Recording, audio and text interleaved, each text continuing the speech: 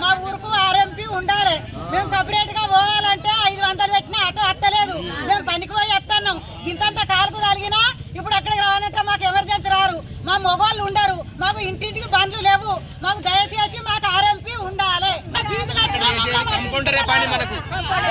Fee కట్టినా government మమ్మల్ని పట్టించుకోలేదు. ఏ ఊరు మీది? నెల రోజులు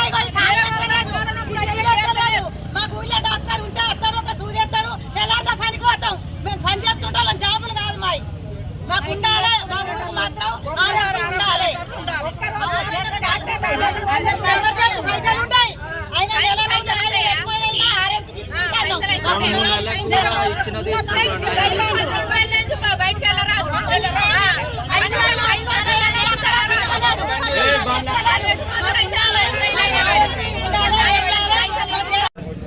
మాకు ఆర్ఎంపీలు ఎప్పుడు పడితే అప్పుడు వస్తారు.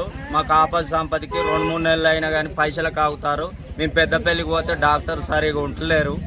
ట్రీట్మెంట్ వీళ్ళే చేస్తారు. మేము ఇంటికి పోయి తలుపు కొట్టిన లేచి వచ్చి మాకు ఆపదకి సంపదకి ఇప్పుడు కీళ్ళ నొప్పులు మోపాయి 3 నెలలు అవుతుంది. మాకు ఊరు మొత్తం జరాలే, కుంటుడు అవుతుంది. చిన్నపిల్లగాళ్ళ కాడికి వెళ్ళి మొత్తం జరాలే. ఇంటింటికి అదే ఆయన అత్తలేరు.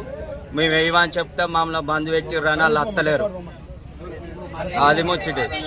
మేము పెద్దపల్లికి పోయే వరకు చచ్చిపోతారా నైట్లో ఉంటలేరు కూడా డాక్టర్లు. ఆటో వస్తలేరు. ఆటో రమ్మంటే 500 అడుగుతారు.